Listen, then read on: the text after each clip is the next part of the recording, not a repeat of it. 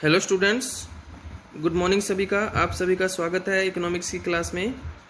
और इकोनॉमिक्स में हमारा जो टॉपिक चल रहा है वो है मेथड ऑफ सैम्पलिंग, यानी कि सैम्पलिंग के कौन कौन से मेथड हैं, किन किन मेथड्स का यूज़ करके हम सैम्पल जो है वो तैयार कर सकते हैं और सैम्पल बना सकते हैं। तो इसमें हम पहले कुछ मेथड जो है वो कर चुके हैं।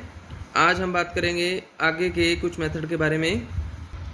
अभी तक हमने जो बात की वो बात की हमने रैंडम सैम्पलिंग के बारे में और पर्पसिव सैम्पलिंग के बारे में और स्ट्रैटिफाइड सैम्पलिंग के बारे में। ये तीन मेथड जो हम प्रीवियस लेक्चर में कर चुके हैं। आज हम बात करेंगे सिस्टमेटिक सैम्पलिंग के बारे में। सिस्टमेटिक सैम्पलिंग में हम क्या करते हैं कि जितनी भी इकाइयाँ, जितनी भी यूनिट हमारे पास होती है, उन सभी यूनिट्स को हम क्या है किसी न किसी बेस पर हम क्या है उनको सीरियल नंबर के अकॉर्डिंग क्या है रख लेते हैं। ये बेस जो है वो क्या है संख्यात्मक आधार भी हो सकता है, भौगोलिक आधार भी हो सकता है, अल्फ़ाबेटिकल भी क्या है हो सकता है। तो किसी न किसी बेस पे उनको क्या है सिस्टमेटिक तरीके से क्या है उनको रख लिया जाता है। इसमें से जो फर्स्ट यूनिट होती है, जब सभी को क्या है सीरियल नंबर वाइज के अकॉर्डिंग क्या है या किसी भी क्रम के अकॉर्डिंग जब रख लिया जाएगा, तो उसके बाद क्या किया जाएगा कि पहली जो यूनिट है उसको हम क्या है रैंडम बेस पे क्या है सिलेक्ट करेंगे। रैंडम बेस क्या होता है जिसके बारे में हम पहले बात की थी। इसके अंदर हम पहली इकाई को या कोई भी इकाई जो हम सिलेक्ट कर रहे हैं, तो यहाँ पर हमने पहली इकाई को रैंडमली सिलेक्ट करना है। रैंडमली कैसे सिलेक्ट करना है, जैसे कि हमने पीछे बात की कि कुछ इकाइयों को पर्चियों पे नाम लिख करके उनको एक बाउल के अंदर या एक बक्से के अंदर क्या है डाल दिया जाएगा। उसमें से कोई भी एक जो है पर्ची उठाई जाएगी। उस पर्ची में जिस इकाई का नाम आएगा उस इकाई को क्या किया जाएगा सिलेक्ट किया जाएगा। इसको हम क्या कहते हैं रैंडम सैम्पलिंग कहते हैं। तो पहली यूनिट को रैंडमली हमने क्या है सिलेक्ट करना है। जैसे यहाँ पर एक एग्जांपल दे रखा है कि एग्जांपल के तौर पे क्या है, मान लीजिए टोटल क्या है 100 स्टूडेंट हैं, उसमें से 10 स्टूडेंट को सिलेक्ट करना है। तो हम क्या करेंगे, पहले जो 10 स्टूडेंट हैं उनको क्या करेंगे हम क्या है रैंडमली क्या करेंगे सिलेक्ट कर लेंगे।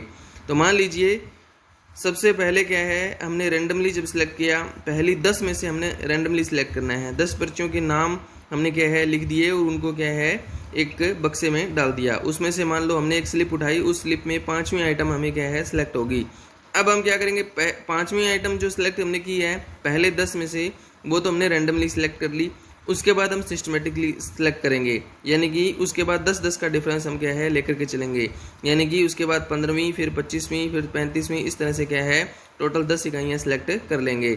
इसी तरह से अगर क्या है पहली इकाई जब हम सिलेक्ट करें कि 10 पर्चियों में से क्या है मान लीजिए 2 नंबर आया, तो पहली क्या है 2 हो जाएगी, फिर क्या है 12, फिर 22, फिर 32, इस तरह से हो जाएंगी। इसी तरह से 37 अगर मान लो 7 नंबर आए, तो 7 नंबर आने पर क्या है 17 यानी कि 17, उसके बाद क्या है 27, उसके बाद 37, इस तरह से क्या है सिलेक्ट किया जाएगा। तो इसको हम क्या कहते हैं सिस्टमेटिक सैम्पलिंग कहते हैं। इस मेथड के क्या क्या मेरिट्स हैं कि ये तो एक सबसे पहले तो क्या है बहुत ही सिंपल क्या है ये मेथड है।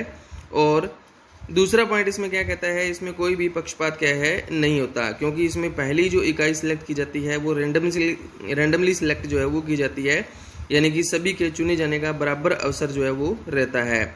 डीमेरिट इसके क्या क्या हैं, कहता है कि इसमें सिर्फ पहली इकाई को ही क्या है इसमें क्या है चांस मिलता है, बराबर का चांस मिलता है। बाकी इकाइयाँ जो है वो क्या है पहली इकाई के ऊपर डिपेंड करती हैं। जैसे कि पहली इकाई अगर 5th यूनिट आई है, तो उसके बाद हम क्या है आगे 10-10 का डिफरेंस लेंगे। अगर पहली क्या है 3rd यूनिट आई है, तो हम फिर आगे क्या है 13, 23rd, ठीक है 33rd, इस तरह से क्या है सिलेक्ट करेंगे। तो इसलिए क्या है सिर्फ पहली यूनिट ही रैंडमली सिलेक्ट होती है, बाकी रैंडमली सिलेक्ट नहीं होती। बाकी डिपेंड करती हैं पहली यूनिट के ऊपर की कौन सी यूनिट पहली सिलेक्ट होगी। उसके बाद है कि अगर क्या है एक जैसे फीचर्स वाली यूनिट हो, तब हम क्या है सही से इस मेथड का यूज़ क्या है नहीं कर सकते। अगला जो मेथड है हमारे पास वो है कोटा सैम्पलिंग। कोटा सैम्पलिंग के अंदर क्या होता है कि कोटा निर्धारित कर दिया जाता है। जैसे कि आपने देखा होगा कि कई बार क्या है गवर्नमेंट जॉब जब क्या है निकलती है, गवर्नमेंट वैकेंसी निकलती है, तो उसमें क्या होता है कोटा निर्धारित किया गया होता है कि अलग अलग जाति के लिए अलग अलग कैंडिडेट निर्धारित किए गए होते हैं कि टोटल पोस्ट में से क्या है, मान लीजिए इतनी पोस्टें क्या हैं जनरल के लिए हैं, इतनी बीसी के लिए हैं, इतनी एससी के लिए हैं, इतनी एसटी के लिए हैं, इतनी महिलाओं के लिए हैं, इतनी पुरुषों के लिए हैं। तो इस तरह से क्या है कोटा निर्धारित कर दिया जाता है। फिर उस कोटे के अकॉर्डिंग क्या है जो यूनिट है उनको सिलेक्ट किया जाता है। अगला जो मेथड है हमारे पास वो है कन्वीनियंस सैम्पलिंग। कन्वीनियंस सैम्पलिंग यानी कि सुविधा अनुसार। इस मेथड में पक्षपात जो है वो बहुत अधिक होता है, क्योंकि इसमें जो एनुमरेटर होता है, जो अनुसंधान करता होता है, वो क्या करता है अपनी सुविधा के अनुसार जो आइटम है उनको सिलेक्ट करता है। मतलब कि उसको जिस यूनिट को, जो यूनिट उसको अच्छी लगेगी वो उसको सिलेक्ट करेगा, जो अच्छी नहीं लगेगी वो सिलेक्ट नहीं करेगा। तो इस मेथड में इस तरह से किया जाता है। लेकिन इस मेथड में बहुत बड़ी इसकी डीमेरिट है कि इसमें पक्षपात ज़्यादा होता है, क्योंकि रिसर्चर जो है, जो एनुमरेटर है, वो अपनी मर्जी से इकाई जो है वो क्या है सिलेक्ट करता है। तो अपनी मर्जी से वो क्या है किसी इकाई को ज़्यादा इंपॉर्टेंस दे सकता है और किसी को क्या कर सकता है कम इंपॉर्टेंस दे सकता है। उसके बाद हमारा पॉइंट आता है रिलायबिलिटी ऑफ सैम्पलिंग डाटा, यानी कि जो सैंपल हमने सेलेक्ट किए हैं उसके ऊपर कितना विश्वास किया जाए, ये किन किन चीज़ों के ऊपर डिपेंड करता है।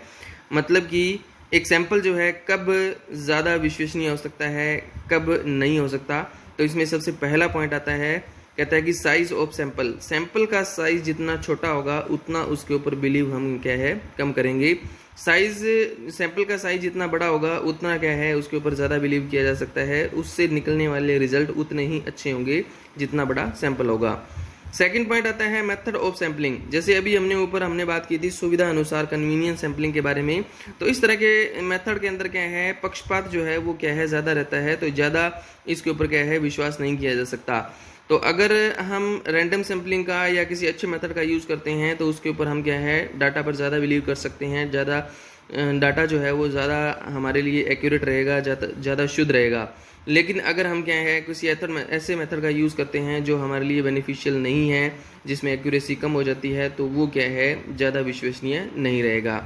उसके बाद तीसरा पॉइंट जो है वो आता है बायसनेस के बारे में। यानी कि अगर क्या है एनुमरेटर जो है वो ज़्यादा पक्षपात करते हैं, यानी कि पार्शलिटी ज़्यादा करते हैं, तो डाटा पे विश्वास क्या रहेगा कम रहेगा। लेकिन अगर क्या है जो एनुमरेटर है वो ईमानदारी से डाटा कलेक्शन कर रहे हैं तो हम क्या है डाटा के ऊपर बिलीव कर सकते हैं। फोर्थ पॉइंट आता है ट्रेनिंग ऑफ एनुमरेटर, यानी कि जिन व्यक्तियों को हमने डाटा कलेक्शन के लिए लगाया गया है, जो एनुमरेटर हैं, अगर वो क्या है अच्छी ट्रेनिंग देने के बाद क्या है अपना काम शुरू करते हैं तो हम डाटा के ऊपर ज़्यादा बिलीव कर सकते हैं। लेकिन अगर क्या है वो बिना ट्रेनिंग के ही डाटा कलेक्शन करने लग जाते हैं तो क्या है उनसे क्या है हम अच्छे रिजल्ट नहीं निकाल सकते। अब हम करते हैं कंपैरिजन। जनगणना विधि और सैम्पलिंग जो विधि है, प्रतिदर्श विधि है, इन दोनों में तुलना करते हैं कि कौन सा मेथड ज़्यादा बेनिफिशियल रहता है। तो सबसे पहला पॉइंट आता है वो आता है कवरेज। तो जनगणना जो विधि होती है वो क्या करती है, सिर्फ छोटे एरिया से संबंधित क्या है डाटा कलेक्शन कर सकती है। अगर हमें क्या है बड़े एरिया के अंदर क्या है इन्वेस्टिगेशन करना हो तो वहाँ पर क्या है सैम्पलिंग मेथड जो है वो सही रहता है। अगला पॉइंट आता है सूटेबिलिटी, यानी कि कहाँ पर सूटेबल रहेगा। तो सेंसस मेथड यानी कि जनगणना विधि वहाँ पर यूज़फुल है जहाँ पर क्या है एरिया क्या हो लिमिटेड हो, और सैम्पलिंग विधि जो है वो वहाँ पर यूज़फुल है जहाँ पर क्या है बड़ा एरिया हो।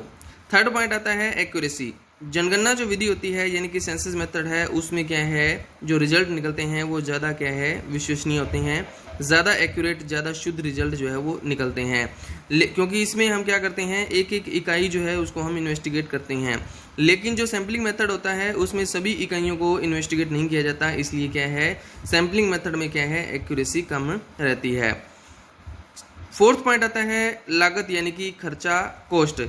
तो सेंसस मेथड जो होता है उसमें क्या है हमें एक एक यूनिट को इन्वेस्टिगेशन करना होता है, इसलिए क्या है सेंसस मेथड में ज़्यादा लागत आती है, ज़्यादा पैसे खर्च होते हैं। लेकिन सैम्पलिंग मेथड में खर्चा जो है वो कम आता है। टाइम के बारे में बात करें तो सेंसस मेथड में टाइम भी ज़्यादा लगता है लेकिन सैम्पलिंग मेथड में टाइम कम लगता है। सिक्स्थ पॉइंट आता है हमारा nature of item. Census method का यूज़ तब किया जा सकता है जब एक पूरे पॉपुलेशन में आने वाली जितनी भी आइटम होती हैं वो सारी की सारी क्या हैं, अलग अलग टाइप की हों, अलग अलग फीचर्स वाली हों, यानी कि समान ना हो, एक जैसी ना हो, तब हम क्या है सेंसस मेथड का जनगणना विधि का यूज़ करेंगे। लेकिन अगर क्या है यूनिवर्स में आने वाली सभी इकाइयाँ एक जैसी हैं, सारी की सारी क्या है समान हैं, उनमें कोई डिफरेंस नहीं है, तब हम क्या करते हैं सेंसस मेथड का यूज़ ना करके हम क्या है सैंपल मेथड का यूज़ करते हैं। उसके बाद आता है वेरिफिकेशन। सेंसस मेथड में अगर मिस्टेक रह जाती है तो उसमें दोबारा से इन्वेस्टिगेशन करना क्या है बहुत मुश्किल हो जाता है। जैसे कि भारत की अगर जनगणना की जाए और एक बार जनगणना सही ना हो तो दोबारा जनगणना करना क्या है बहुत मुश्किल हो जाता है। लेकिन सैंपल मेथड में ऐसा नहीं होता। अगर एक बार हमें लगे कि कोई मिस्टेक रह गई है, कोई गलती रह गई है, तो हम क्या है उसको दोबारा से क्या है हम क्या है रीचेक कर सकते हैं। तो इसके साथ ही हमारा ये जो चैप्टर है ये ख़त्म हुआ। अगले लेक्चर में हम क्या है हमारा अगला चैप्टर जो है वो शुरू करेंगे। ओके, थैंक यू सभी का।